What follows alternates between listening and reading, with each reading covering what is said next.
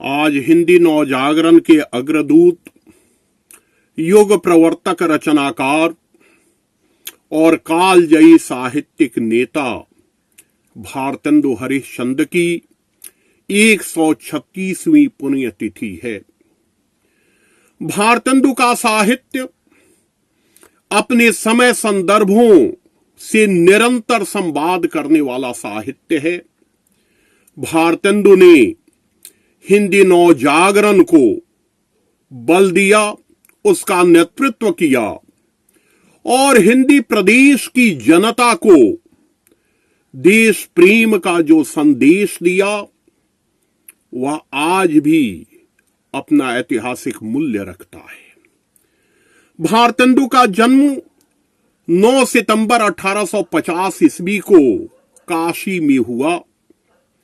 उनके पिता गोपाल चंद्र स्वयं गिरधर उपनाम से रचनाएं करते थे।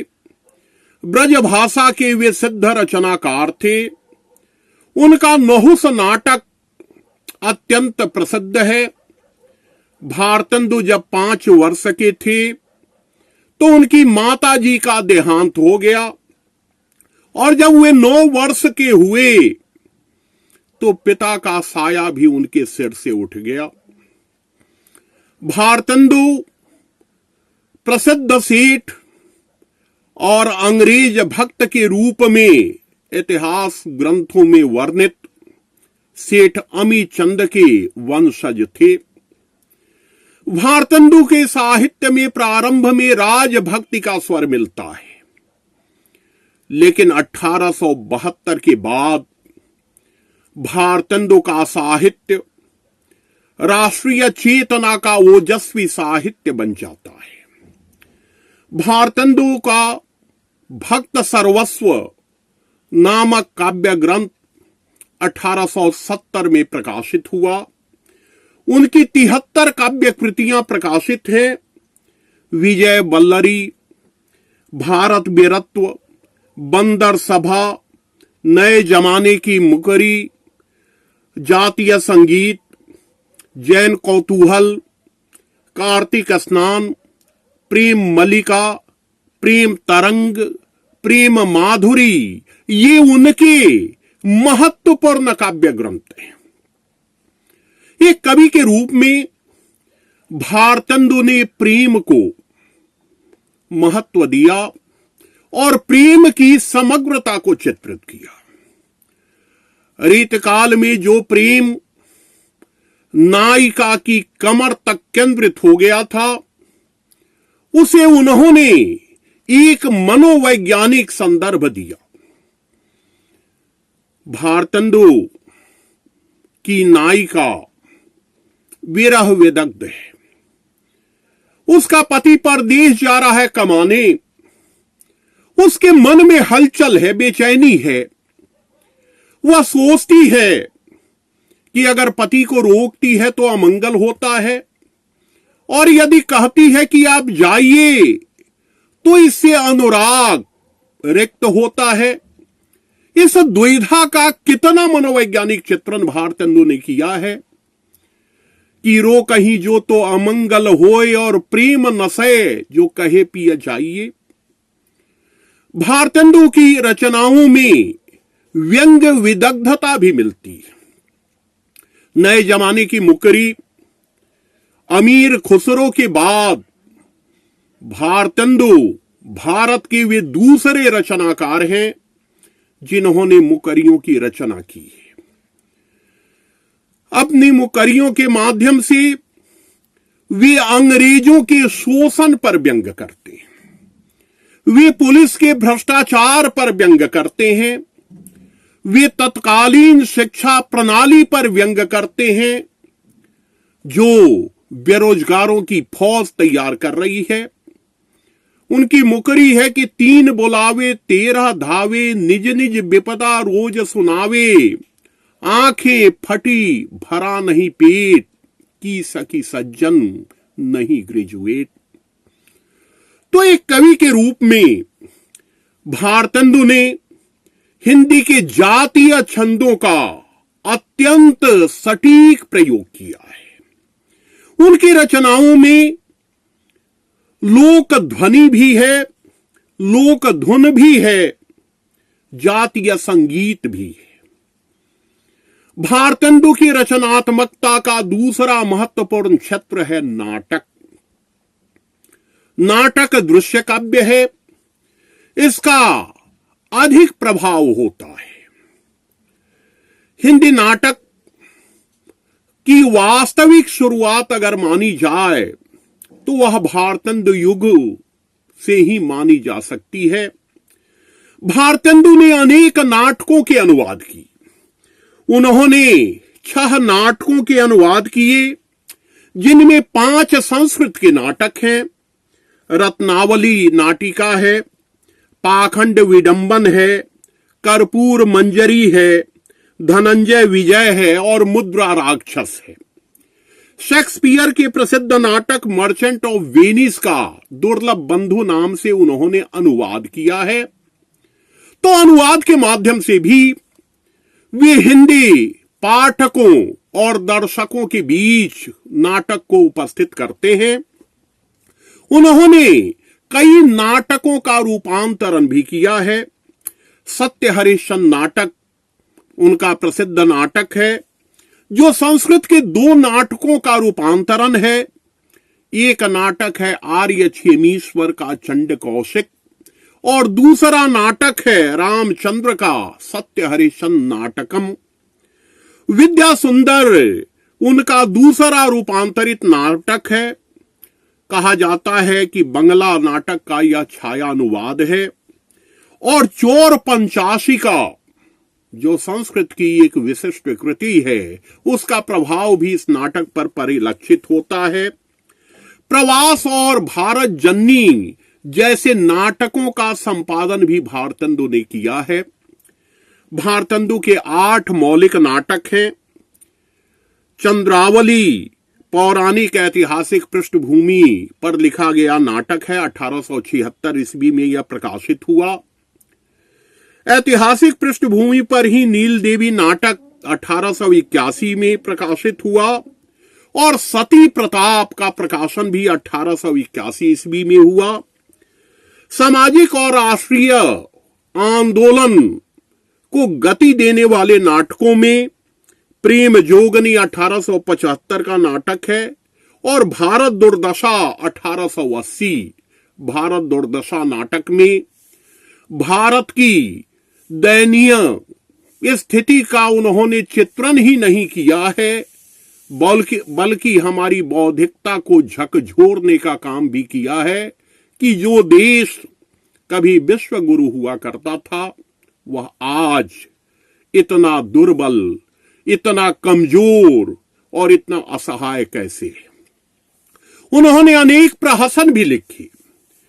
उनके प्रहसनों में बुद्धि कौशल भी है, कटाक्ष भी है, मनोविनोद भी है। वैदिक हिंसा हिंसा न भवती 1873 में छपा। विषस्य विषमौषधम 1876 में और अंधेर नगरी, जिसे रामविलास शर्मा ने अंग्रेजों के अंधेर राज का प्रतीक माना है, वह 1881 ईस्वी में प्रकाशित हुआ। अंधेर नगरी के माध्यम से तत्कालीन जो व्यवस्था है, जो शासन व्यवस्था है, उस पर वे कटाक्ष करते हैं। चंद्रावली नाटक में चंद्रावली और कृष्ण का प्रेम प्रसंग है।